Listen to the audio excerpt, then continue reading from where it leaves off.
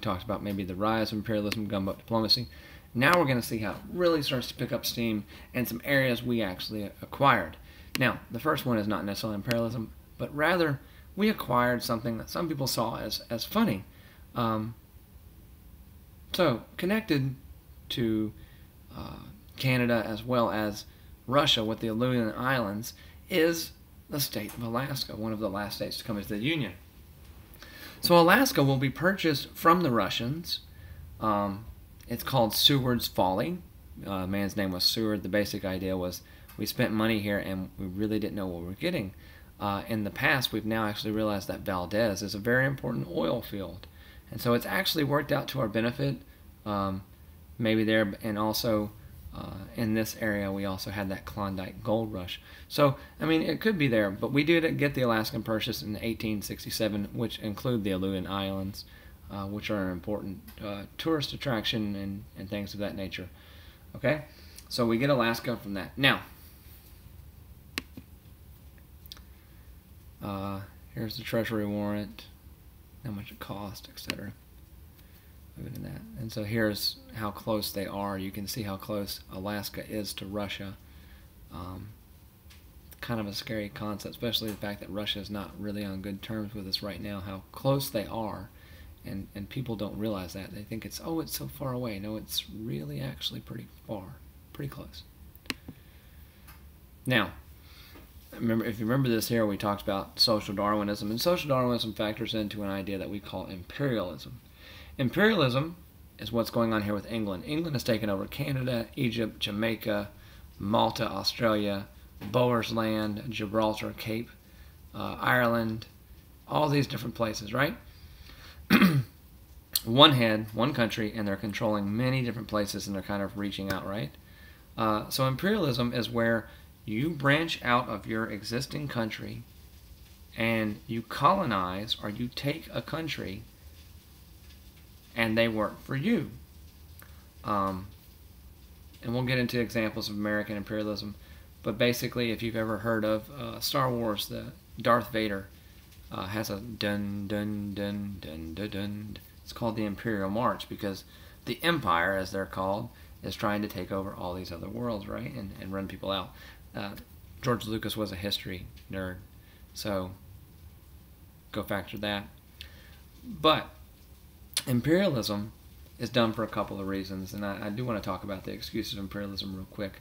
I call them the 3 Gs. The 3 excuses for imperialism. The first one is God. We're going to use missionaries and Christianity, and to an extent, that's why Japan doesn't like Christianity. And other countries don't maybe like Christianity, like Africa, and so it's susceptible to going to Islam because of what Christianity was matched with at this time, all right? So God, and they called that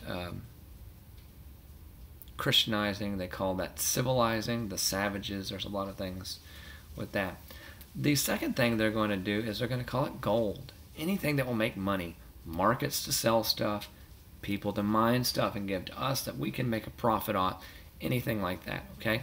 And lastly, glory. We want to be the biggest country, we want to be the biggest power. It's nothing different than somebody wanting to be the best at whatever they do. And so those are the 3 Gs. If you keep that in mind, it will help you when you're reading anything about imperialism. All right, is this God? Is this gold? Is it glory? What is it? Now, the other nickname for imperialism, and I would like you to get this with it as well, it's called white man's burden. So here you have white man's burden, right? And you see they're being carried by the Aboriginal people.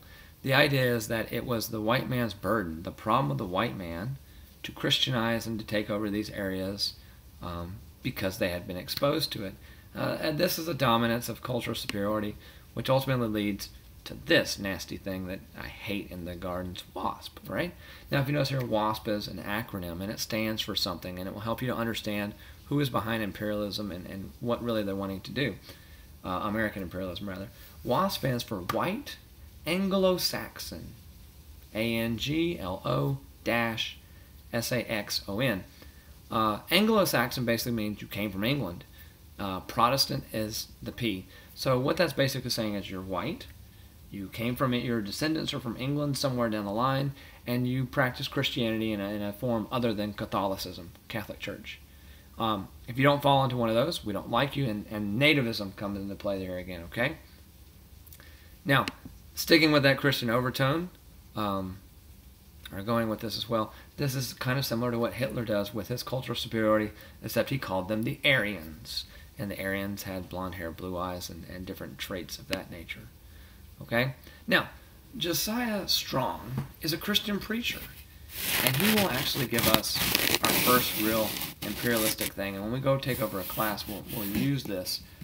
Josiah Strong writes a little pamphlet, little novel, short story, whatever, called Our Country. In this, he praises America as being the torchbearer of the Christian faith. And he's actually going to link Christianity with imperialism. In other words, he's going to say it's good to go take over another country to spread Christianity, right?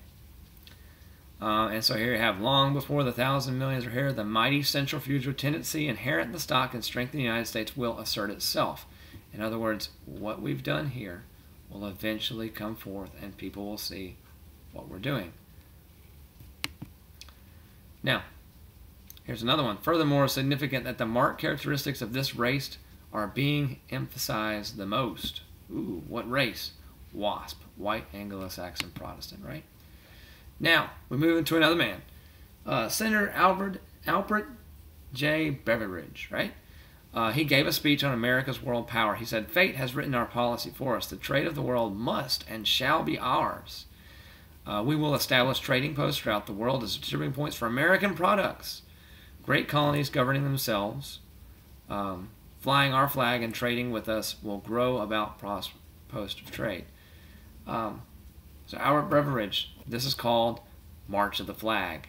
And the big thing is they're flying our flag, meaning we're going to take, and so he's actually going to support, he's not going to link Christianity here, but if you notice here, he's saying trade of the world ours, establish trading posts, distributing points for American colonies. He's wanting glory at this point. He's wanting us to be the best and to make money, etc. And so that's how we link those things together. All right? These two men are important. When they pop up, you need to understand it's going to probably be something about imperialism. All right? Now, the first place that we're going to go and basically get a hold of is Hawaii. All right? Hawaii is an island. It becomes one of our last incoming states. It's also the other one that's not connected to us continentally. You have to takes a while to get out there, right? Now, Hawaii is a monarchy. They've been controlled by monarchs for many, many years. And the last monarch was named Queen Liliuokalani. And Queen Liliuokalani really didn't want to trade with America.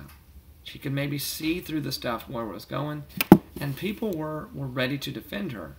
So what we have is we have a bunch of Aboriginal people, these Indian people living on the Hawaiian Islands, who are ready to fight the colonists who are living there making the products and selling bananas and whatever else they could get a hold of, okay? So the United States will basically go and dispose her and say, she's not important, and put Sanford Dole, later on his family creates the Dole Fruit Company, in charge. He's made provisional governor. That basically means he's in charge of Hawaii temporarily until they can fix it. Okay? Now, what is our main product we want in Hawaii? We want sugarcane. And this is sugarcane. Now, the problem is all the sugarcane places in the United States have been destroyed thanks to General Sherman in the South.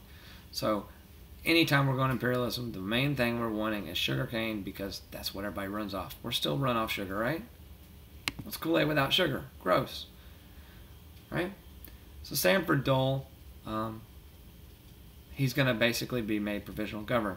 Now, they decide they're going to put up a fight. And so the United States says, fine, you want to fight, we will fight. What happens is the USS Boston rolls up with Marines. Here they are. Queen Liliuokalani steps down, fearing for her country, and will basically give up the country to the United States, and the flag is being raised. You can see it here in the ceremony. It is there. It's the idea of a bayonet constitution. And the bayonet constitution, bayonet is the little knife on top of the old rifles. It basically meant that they were forced to sign this constitution against their will. And maybe there's still a little bit of unrest feelings there in the Hawaiians, but I think it's basically past that. But we went through this in an uncouth manner, if you will. And so here we have, right, the seesaw over sugar, United States, and they get rid of the Queen. Okay, now the next thing comes into play called the Olney Doctrine, and the Olney Doctrine kind of expands upon the Monroe Doctrine. There was a territorial dispute between Venezuela and Britain over an area called British Guiana, and we'll talk about that here in a second. And so Venezuela knows the Monroe Doctrine, and they said, yes, awesome. They are going to help us out because this is a European power coming into the Western Hemisphere and trying to get involved. And so Venezuela feels pretty confident, as you can see here. The Olney Doctrine actually said we would side with the British because they had similar goals. And so we basically contradict the Monroe Doctrine. The Olney Doctrine kind of expanded on the Monroe Doctrine and said, we'll let European powers over, but only if it's in our best interest. And so that was the decision there.